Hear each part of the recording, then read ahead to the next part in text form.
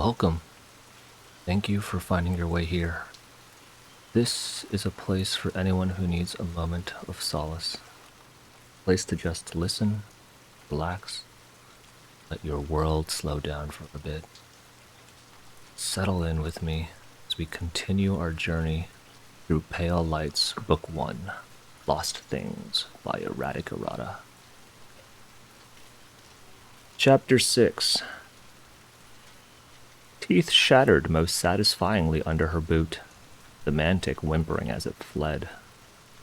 Angharad added a flourish to her wrist purely for effect, spearing the spirit from behind and nailing it to the deck before setting a fang-strewn boot on its head and ripping her saber clear. She flicked the ichor off the blade, eyes scanning the lower deck for enemies. Her comrade in arms did the same with her left, his own sword slick with black blood. We're past the worst of it, Cosme Aflora decided.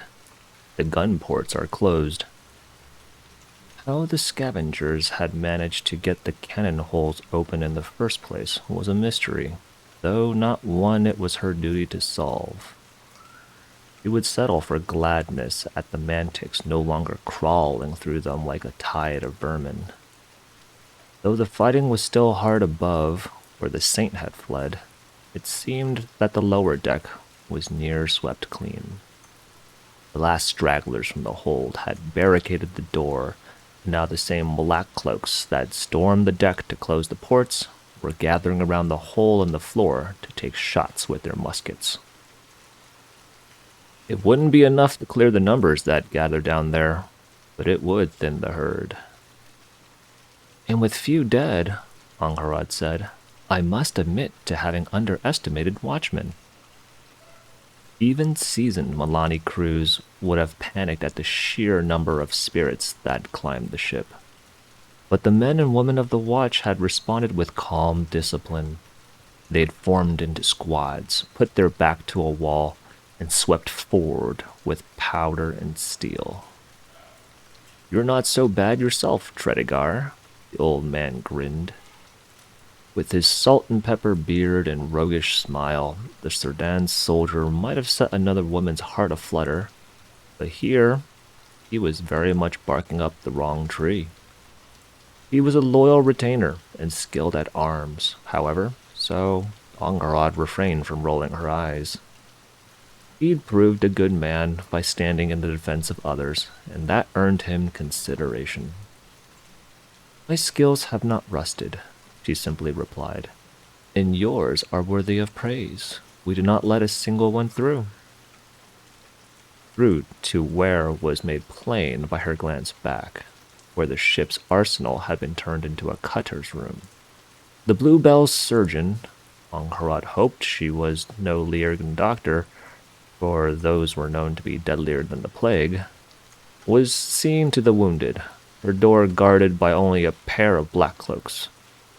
More were unneeded given the veritable phalanx of passengers that gathered to take up the duty as well. Near a dozen in all, protecting not only the wounded but also the cowardly.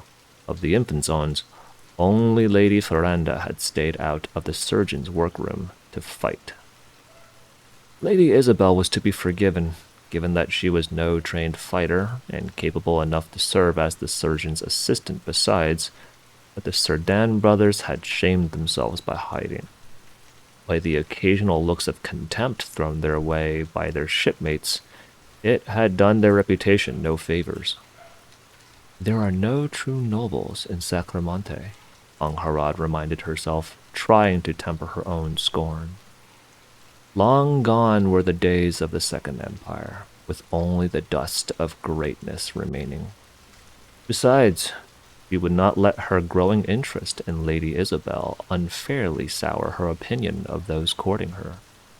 She was no longer a girl to think that her every rival must be a sot or a devil. Good work all around, Cosme affably agreed.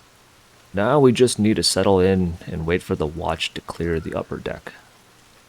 Shouts above punctuated the sentence, followed by musket shots. The fight there had been raging before the first Mantic ever set foot in the hold, and by the sound of it, had yet to abate. Angharad paused at the man's words, weighing the demands of honor. She was a guest, and so owed protection by her hosts, which did not demand she fight on behalf of the Watch. Yet she also owed them a personal debt for the way they had defended her at the docks when the Guardia came to take her, and it would be the height of ingratitude to stay her hand when she could return the courtesy. The words exact are a sword, Anga, her father had once told her. So when wielding them, you must hold on tight to the spirit of honor, lest it slip your grasp. She had never loved her father's lessons, for they were of men's things, land-holding and intrigue, squabbles about estate boundaries and cattle drinking rights, but he had been wise in his own way. Softer than mother, who'd been born harsh and whittled sharp by a life out at sea, but in matters of honor, he thought him wisest. Vesper would be a fairer place if more acted like him, and Angharad would not dishonor the grave she dug him by betraying his teachings now. If there is a fight to be had, my blade will not shy from it, she said, squaring her shoulders. It has been a pleasure, Master of Flor. The older man's face betrayed nothing of his thoughts as he nodded back politely. He did not offer to accompany her, nor had she expected him to. It would have been improper of him, as his life was not his own to risk. He had come here as the retainer of the Serdan brothers, to put his flesh between Pero and their own. Parting ways without further ado, Angharad tightened her grip around her sword, made for the stairs. Half a squad of black cloaks was already there. The noblewoman's earlier benefactor, Salipa, the one-armed sailor, leading them. The grizzled officer was in talks with a blond young man, and Angharad caught the tail end of it without meaning to. Brave of you, but that'll thing chew you up, Salipa said. Best you just make out of the way. The captain will make his move soon. I am not entirely helpless, Tia, the young man replied. Besides, aid appears in great need. Having a contract doesn't make you a freaking god, boy, Salipa retorted. It makes you meat with a fancy trick. Then let him come with me, Angharad cut in as she approached. I assure you, my lady, I am far helpless. The grizzled woman turned on her a gimlet eye. I already told you I'm not a god-freaking lady, girl, Salipa grunted, then sighed. But I know that stubborn look on your face. Bloody Tredigars.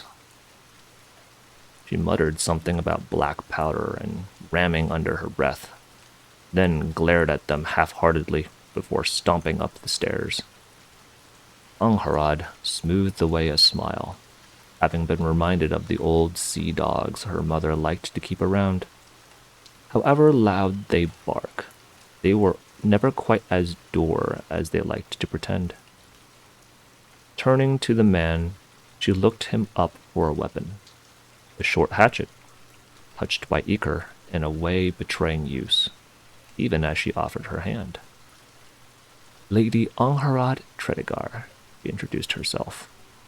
Introductions were in order if they were to fight side by side. Brun of Sacramonte, the man replied, taking it. He had a common look about him, Angharad thought, but there was a steadiness to his bearing that was calming. His grip was firm, a sign of good character. Hurry up, you two, Salipa called out. The man's lips twitched, a sentiment she fully returned, and they passed the rest of the watchmen to join Salipa and another, where they were kneeling near the top of the stairs. It was not, however, a black cloak that waited there. A long musket laid along the line of the floor, mysterious stranger that approached Angharad earlier, keeping her silver eyes on the ruckus above. From where she stood, Angharad could see little more than the dark sky, the flashing lights of lanterns, but the woman, Song, was positioned to see it all. She's taken another 2 shots, and whatever the captain's doing to the sea seems to be working, Song announced without ever looking away. She'll scuttle back up the mast soon, so we should run out on my mark. The 2 of you best listen to her, Salipa turned to say. It'll do you wonders for your lifespan. You'll be joining the fray as well, then? Angharad asked, looking past her.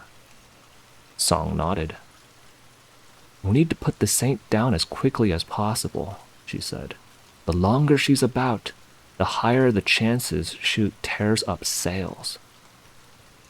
For the daughter of a famous explorer, Angharad, admittedly, knew shamefully little about seafaring. But she knew enough to predict what might happen to a sailing ship bereft of sails. Get ready, Song murmured. Angharad tensed, legs coiling. Now! The 3 of them ran out onto the deck, right into Hell's bastard cousin. A sweep of 20 black cloaks had holed up in the Bluebell's forecastle, muskets out, and scything through anything that approached, but the remainder of the deck was bloody chaos. Strands of some sort of oily webbing were crisscrossing the length of the floor, some even hanging from the mast, while mantics threw themselves at a squad of black cloaks with blind fury. They must have been chased out of the aftercastle, which had been ripped apart. Now the corpses of scavengers and sailors were messily strewn across the deck. Black powder clouds billowed thick as claw, and blade clashed half-blind in the shivering lantern light, spirits and men furiously slashing at each other. Saint up the mast! Angharad saw no trace of the rampaging spirit they were being warned about, or indeed of much of anything at all. It was like stepping into an angry beehive. Don't walk on the webbing, Song shouted into the din. It attracts them. To the forecastle, Angharad shouted back. We can plan from there. I'll take the front, Brun volunteered. The noblewoman blinked at the courageous offer. There was no telling what lay on the other side of the powder smoke, and before she could answer, the man was moving. They could do little but follow, hurrying as much as they could without stepping onto webbing. There were snarls from the side of the ship, a pair of mantic leaping over the railing. Brun's hatchet split one's head open before it could even bring up its claws, the butt of Song's musket catching the other in the flank and smashing it down onto the deck. The Tianshi reached for the sword at her side, but Angharad moved quicker. A calm thrust through the dazed spirit's soft skull finished it. We need to keep moving, Song said, but not before offering a nod of thanks. They'd caught the attention of the musketmen on the forecastle, enough that when they emerged from a choking cloud of powder, a few shots were sent their way to clear their path. Angharad cursed as claws ripped at the back of her boots and scratched her heel, kicking at the spirit's face until its eyes popped wetly. A pair of black cloaks even came their way, swords in hand, a gaunt man she recalled having seen in the hold accompanying them, and the 3 cleared their way through a pack of snapping mantics to join them. No, Song suddenly shouted. Galatas, you're... There was an unearthly screech from above as Angharad's eyes went to the gaunt man, seeing a moment too late what Song had noticed. The edge of his left foot was touching webbing. 100 mantics turned their way in that moment, though it was the whip-fast shape that landed on the deck that made Angharad's breath catch in her throat. She'd not had a good look at the saint before, when it fled up, but now she beheld the full horror. trembling lantern light. A girl's body with 9 burst out spindly legs, the torso a nightmare of melded flesh, and a once human head now marred by huge wet eyes. Ribs peeked out of her flesh, webbing leaking out of them, and Angharad almost retched at the sight. There was a reason the sleeping god's diviners taught that spirits and men should never share a single flesh. "Run!"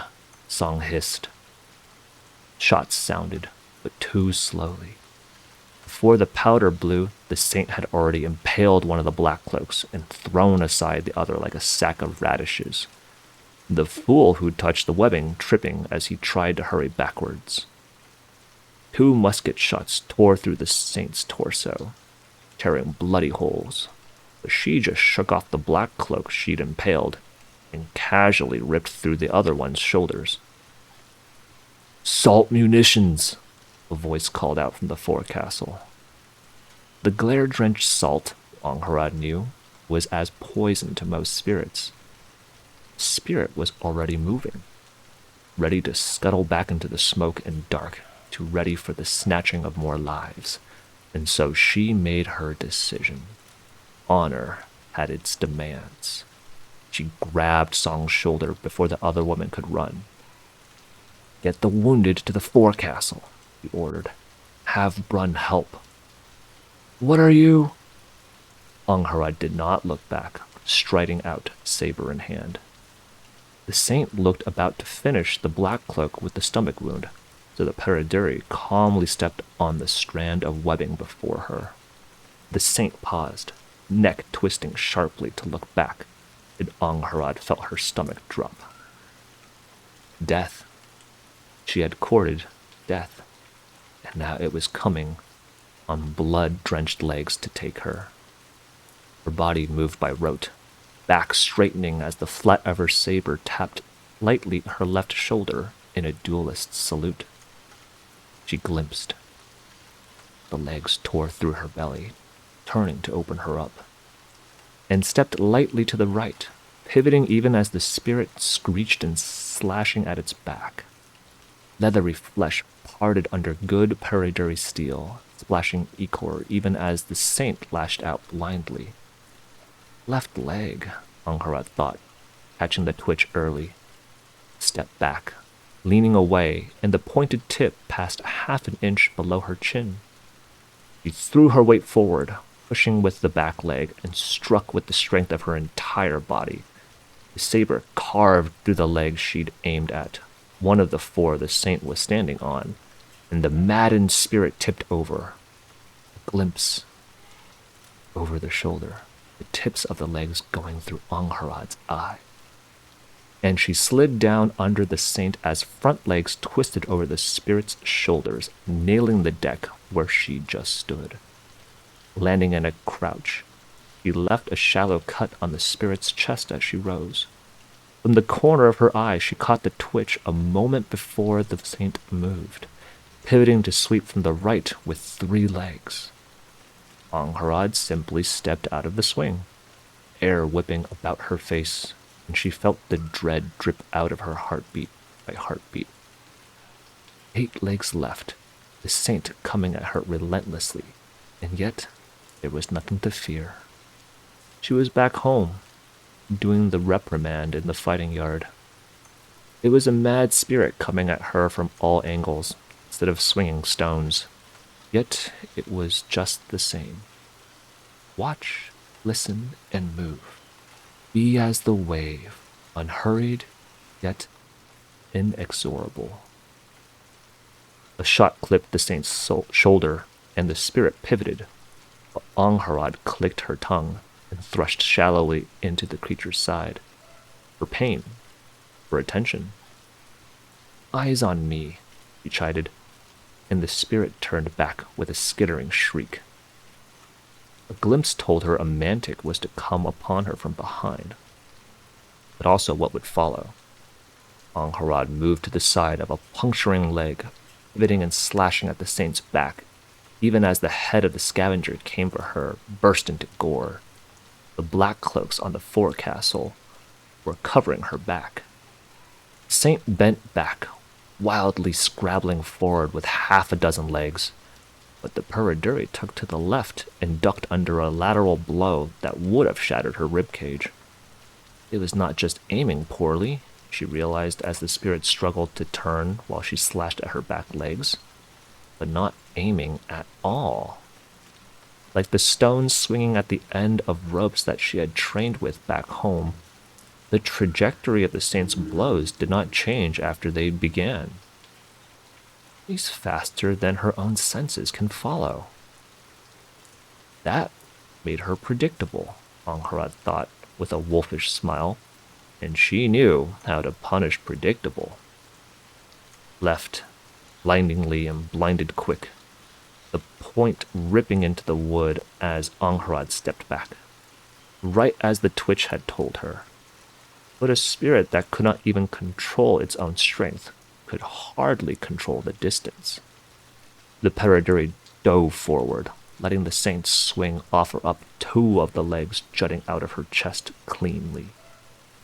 With a heave and grunt, Angharad cut through the base of both as the spirit let out a deafening screech.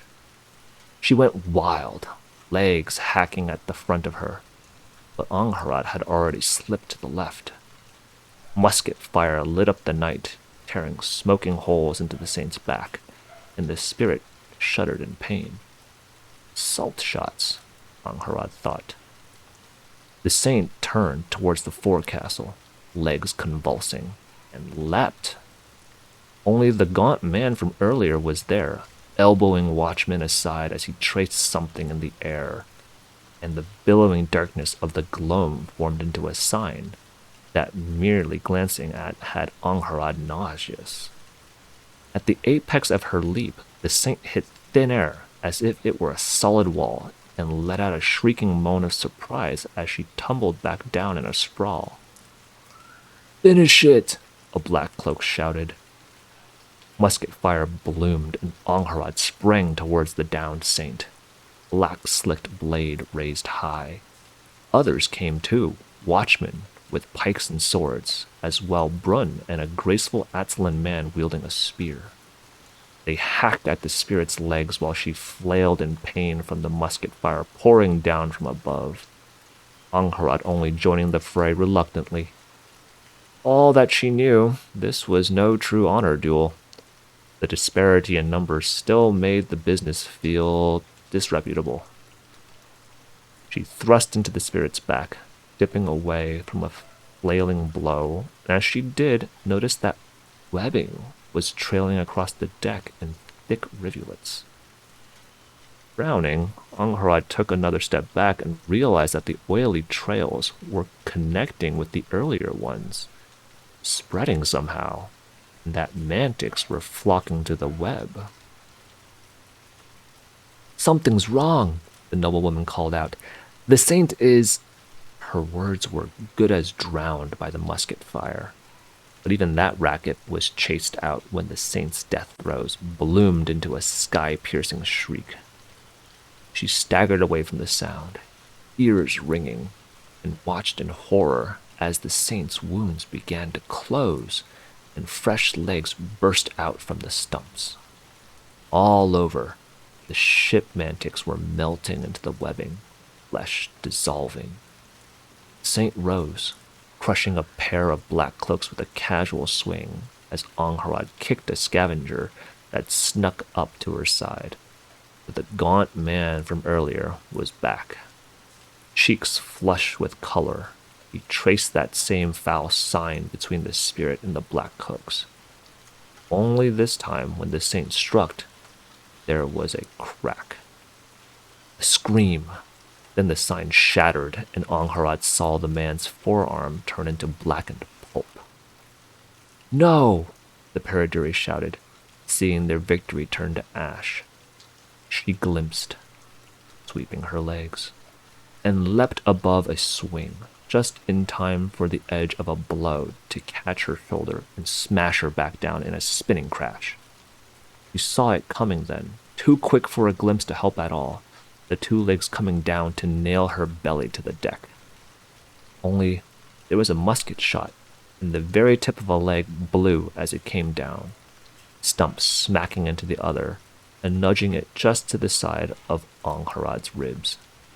It tore through her freshly mended coat instead, the Piraduri catching sight of a pleased smile under silver eyes before she hurried to rip her way free. Song had saved her life, somehow landing that preposterous shot. She would not waste the chance she'd been given. The noblewoman swore and was gritting her teeth to throw herself back into the melee when suddenly a door burst open. The room under the forecastle, Angharad saw, which had been locked and barred all this time, the captain's quarters. Now it was wide open, and a fat, dark-skinned man in a watch cloak strode out, strands of gloam following him like eager pups. The saint struck at the captain, but found the same sign it had twice faced waiting. Only this time, it was the spirit's leg that was pulped when it hit thin air.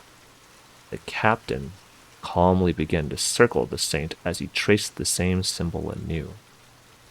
Once, twice, thrice more, the saint broke herself on seemingly nothing until she was caught in a four-sided box. "Grenades," the captain ordered. Angharad watched as half a dozen watchmen on the forecastle took out, lit, and threw the Tianxi metal orbs over the lid of the invisible box the captain, a member of the Guild of Navigators he had to be, had formed. Seconds later, before the saint could think of trying to climb out, there was a blinding thunder, and ichor sprayed all over transparent panes of nothing. The fat captain frowned, then spat to the side as the smoke dispersed and revealed nothing more than twitching shreds of meat. "Salt her and box the remains," he called out.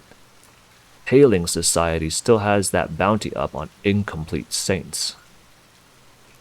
Angharad swallowed. Incomplete. That spirit had been incomplete? Sleeping God, putting down saints wasn't even considered the most perilous duty of the watch. The black cloaks fanned out from the forecastle in good order, a squad tending to the broken spirit's remains, and as the noblewoman scanned the deck for dangers, she saw that the fight was done. What mantics had not been devoured by the saint were fleeing hastily, scuttling back into the dark waters. Few of the watchmen bothered to strike at them, none with muskets. They were saving their powder, Angharad thought. And just like that, with nary a cheer from the victors, the battle was over. Most looked punch-drunk at the suddenness of the end, though it did not prevent a few of the younger sailors from crowding her. The dark-skinned noble blinked, taken aback by the excited chatter. She had, it seemed, impressed through her duel with the saint. "It was like nothing I've seen before," a boy that could not be older than 14 said. "They'd be mad not to want you in this skiritai."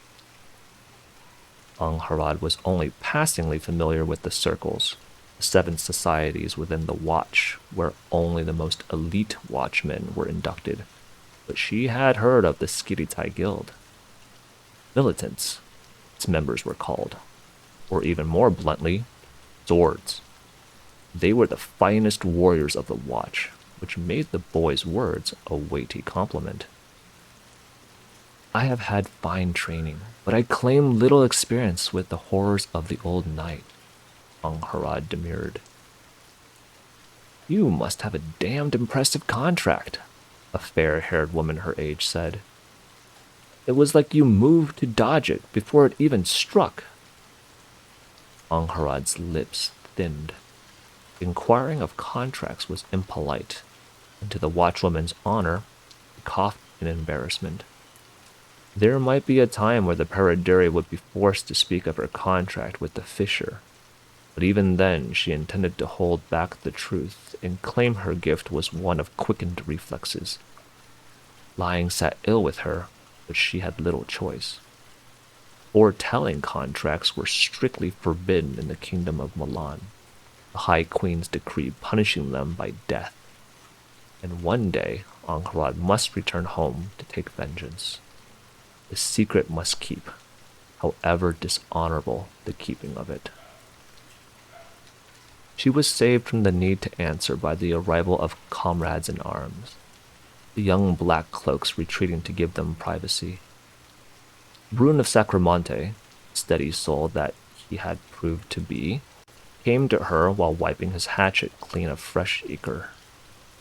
He'd not shied from fighting. Thong, her long dark hair held in a plaited braid, had slung her musket on her back. She was pristine, save for a smudge of grease on her chin. Angharad wasted no time in acknowledging the truth, offering the Tianchi a deep bow. "I owe you my life," the Puriduri said. "I am in your debt." "And we are all in yours," Song replied, shaking her head. "If you had not held on against the Satan till Captain Fiso arrived, there would be a great many more corpses on the floor." Angharad disagreed. Her life had been saved in the specific, while she had only helped in the general sense. But she would not make an argument of it. One's honor lay in one's hands, not the eyes of others. She would remember the debt and repay it regardless of what Song might say. "You have my gratitude nonetheless," Angharad said. "I am only grieved the captain could not come sooner." She let an unspoken question hang there, which Brun caught easily enough. The Sacramontan smiled. "I asked the same," he admitted. "They tell me Captain Fiso came so late because he was seeing to the rest of the Mantics." Angharad's brow rose. "He wove signs around the ship, a ring of wind that kept more of them from coming aboard," Song said. "An impressive display. He must be a member in good standing of the Akalara Guild." Though most called the Circle the Navigators Guild, its true name was the one Song had used. But its members, known as Navigators, were in some ways the most famous of the watch, so the parlance had stuck. "He turned the tide as soon as he appeared," Angharad acknowledged. "Watchmen are not to be trifled with." Though it would have been proper to continue with some casual talk, the noblewoman made her excuses not long after. She felt exhausted to the bone, and her coat was half a ruin. Making her way below, she offered Salipa a nod, returned, before heading to the arsenal, where the ship's cutter was seeing to the worst of the wounded. Near the door, Isabel was catching her breath, the leather apron she wore stained with blood from her time assisting the surgeon. The Infanzona saw her coming, and a pleased smile tugged at her lips. "I hear you made something of a stir upstairs," Isabel said. "Congratulations are in order." "I only did my duty," Angharad said, debating whether or not to play up humility a bit. Perhaps not. The dark-haired beauty seemed more taken by boldness than the opposite. A gentle touch on her arm, warm through her sweat-stained shirt, jolted Angharad straight out of her exhaustion. "You've ruined your coat again," Isabel laughed. "A casualty of war," she solemnly replied. "I will have my maids mended," Isabel told her, a teasing glint lighting up those lovely green eyes.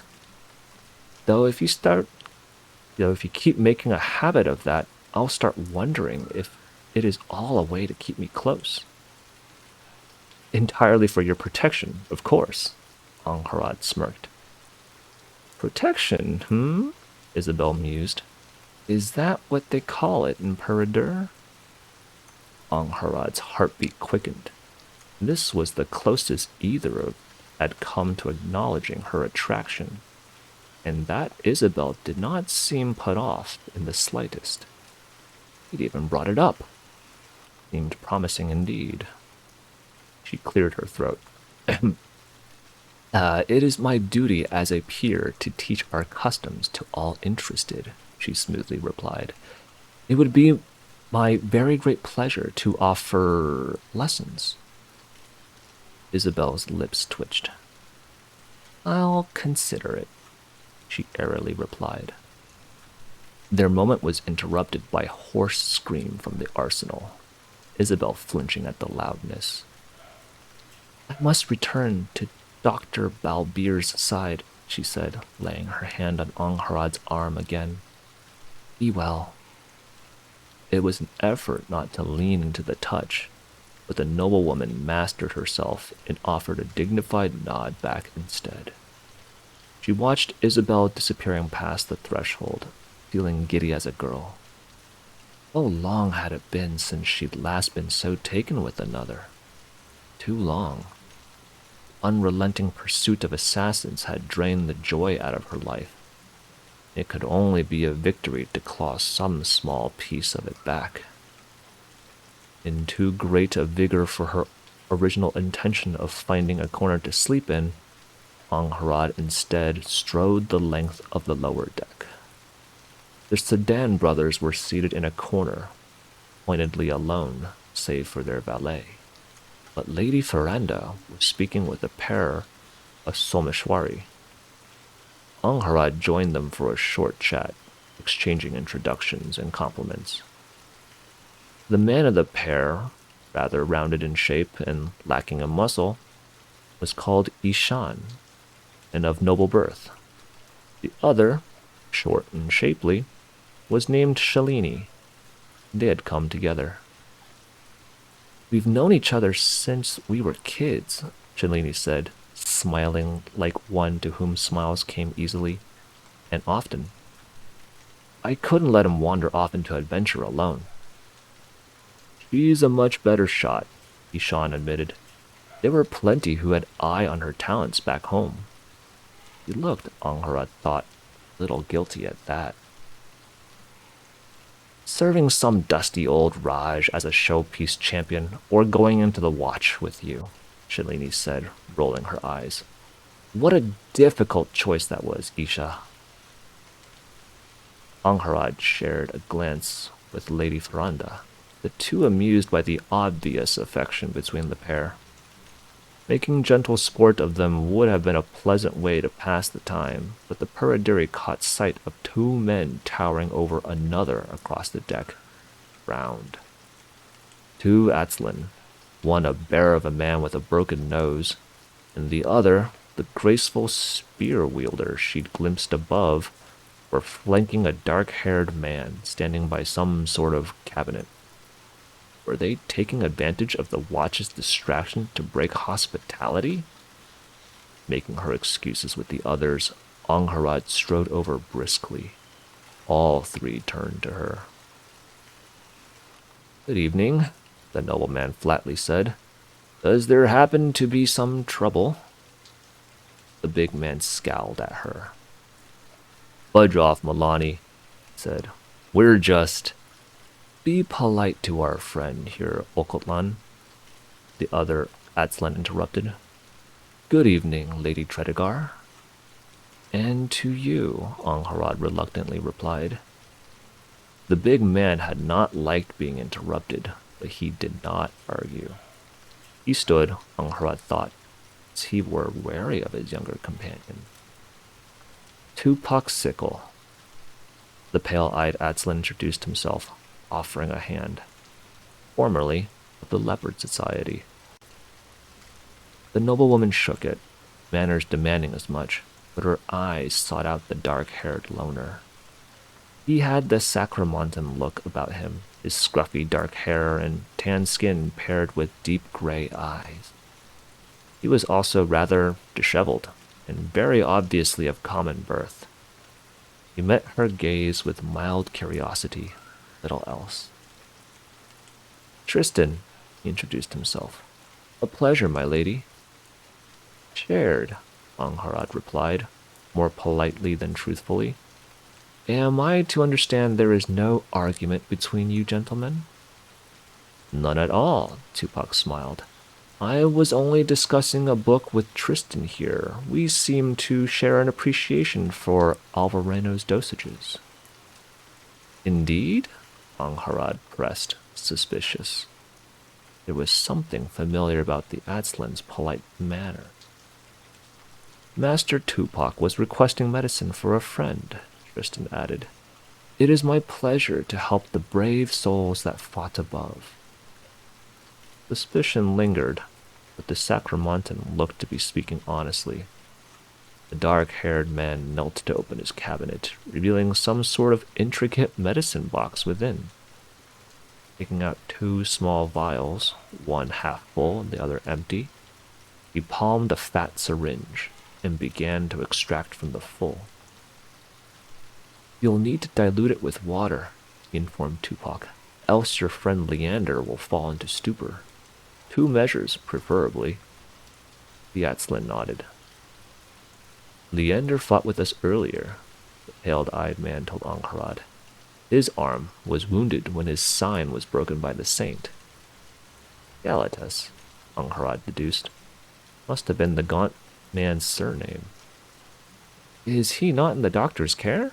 She asked, surprised. The doctor won't be following us on the island, Milani, the big man grunted. Do you think the arm's going to grow back? The Atzlan was leering at her most unpleasantly, but she must admit he had a point. The stump will be tended to and cleaned, but something will be needed for the pain when we journey across the island, Tupac said. You have my thanks, Tristan. The gray-eyed man smiled widely and happily. What a kind soul, Angharad thought. He must be a physician's apprentice to take such joy in helping others. He did have a meticulous air to the way he moved, as if measuring every gesture. The honor is mine, Master Tupac, the Sacramontan replied, then rose to his feet. His clothes, though clean, were shabby. The edges of his shirt was touched with ichor, a sign he'd not been helpless in the fight. I should go see if the surgeon stocks are running low with anything, Tristan said. With so many wounded, it is a distinct possibility. Praiseworthy, Angharad replied, impressed. Indeed, Tupac smilingly agreed. The gray-eyed man took his leave, taking his medicine cabinet with him, and Angharad's eyes turned to the lingering pair of Atzlins. As she had suspected, they still had business with her. One of them, anyway. The large man with the broken nose and the garish tattoos, she dismissed. All the muscle in the world would not change that he held himself with fear of Tupac Sikal.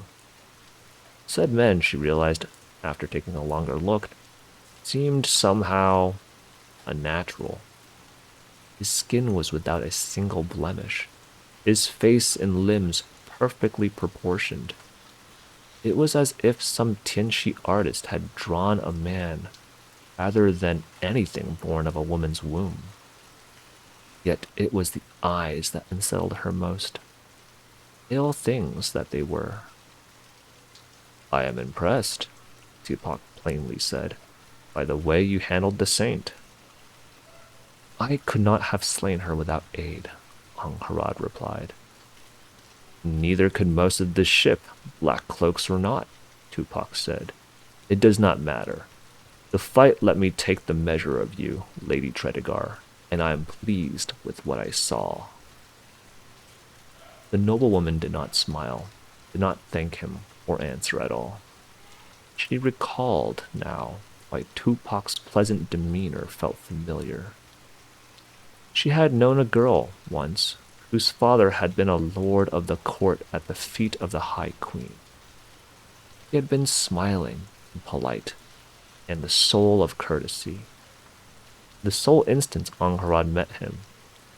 Yet somehow she had known that his smile would not waver even if he had to order the death of everyone in the... Tupac was the same, measuring those around him for usefulness, dismissing those that were not. Cold eyes, Cold blood, Angharad thought. She knew a snake when she saw one. Tupac's sickle was only biding his time till the bite. I have been gathering comrades for the trials, the Atzlan elaborated, impatient of her silence. Leander fought in part to prove worthy of this company, which I intend to be without dead weight. I would be pleased to have you join our number, Lady Tredegar. I thank you, Angharad said, but I have already found companions.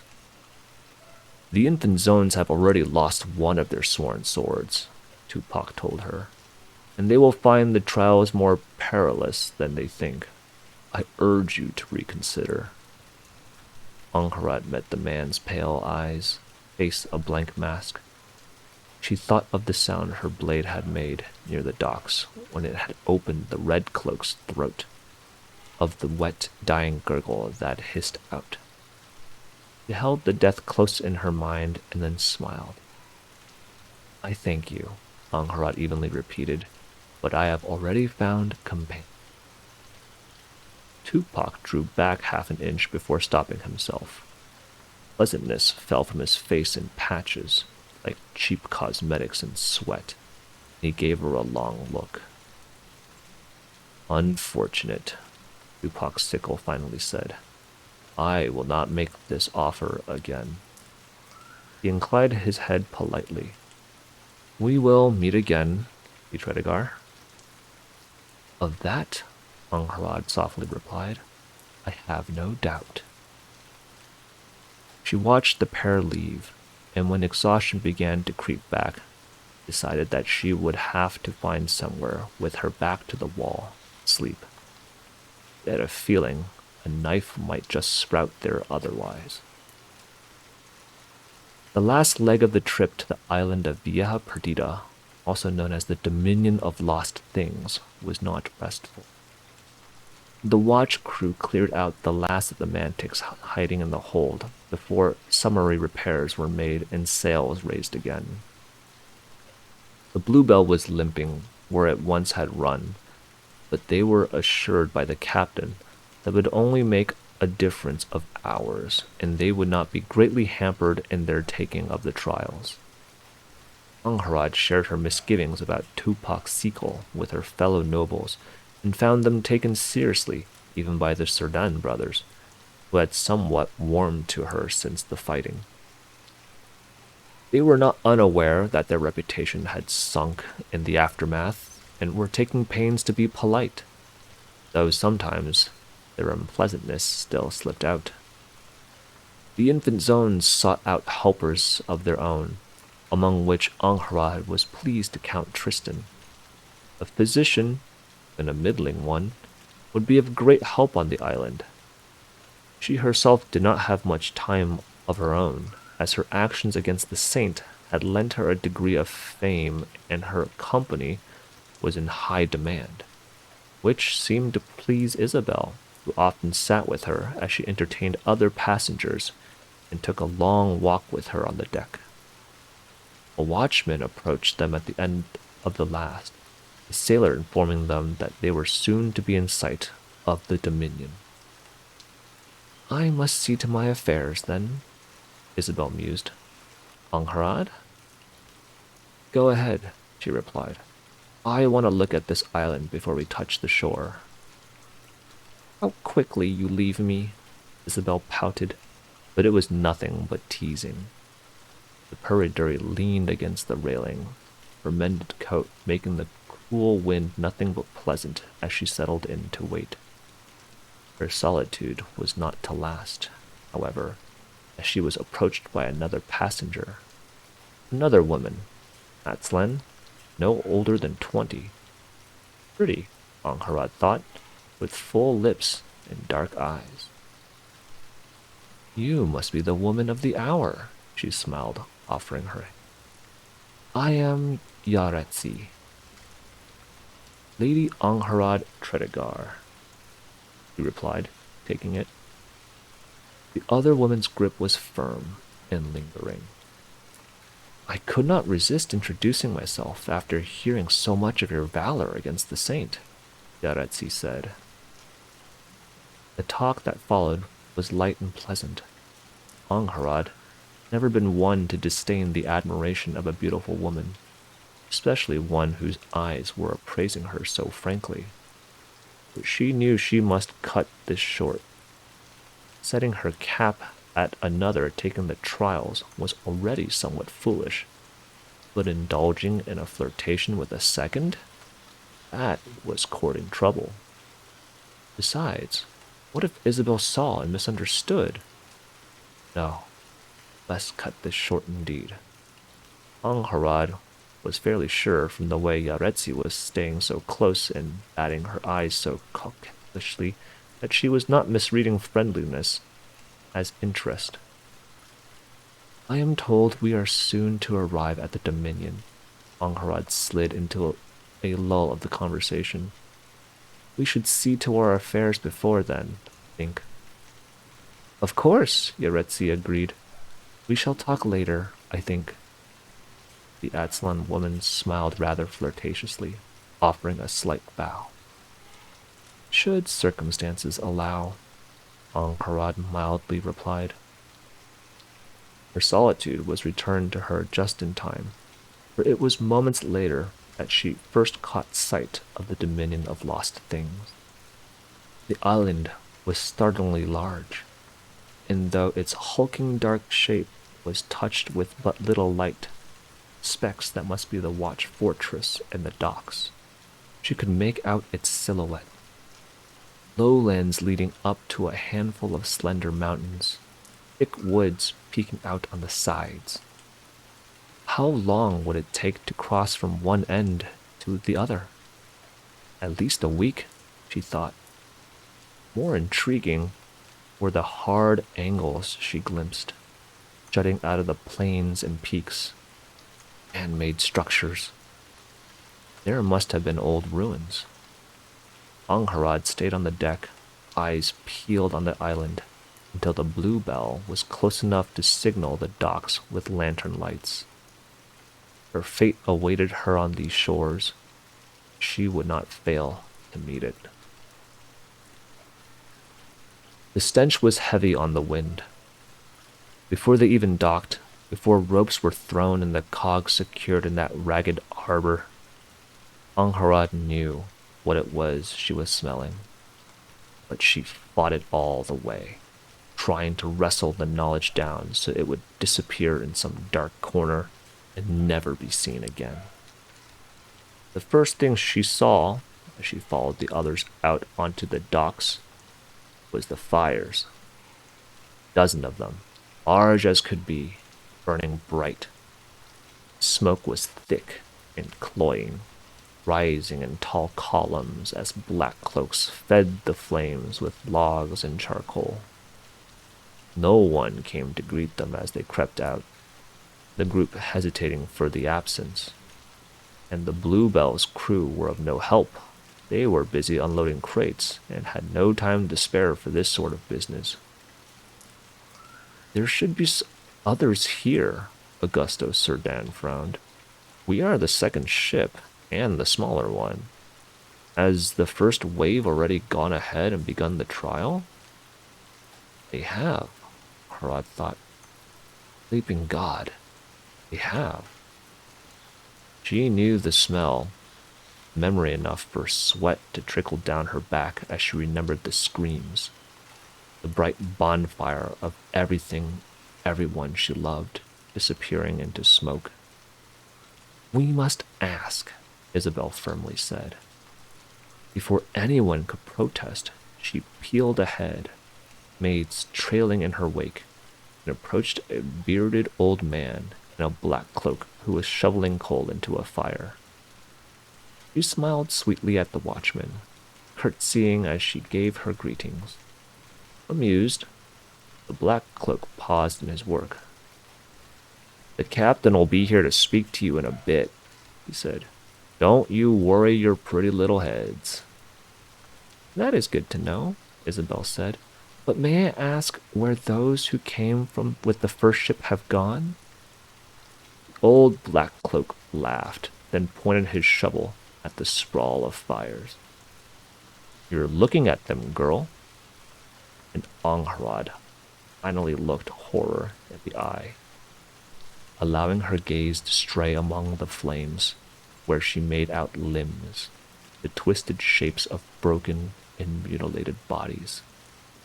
Faintly, she heard the echo of screams long gone silent as the ghosts of Lanu Hall burned on the wind. It's a bad year, Black Cloak shrugged.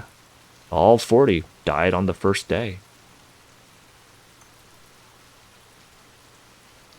And with that, going to leave the journey there for now. Hope you found a moment of solace. Thank you for being here. Take care. Until next time.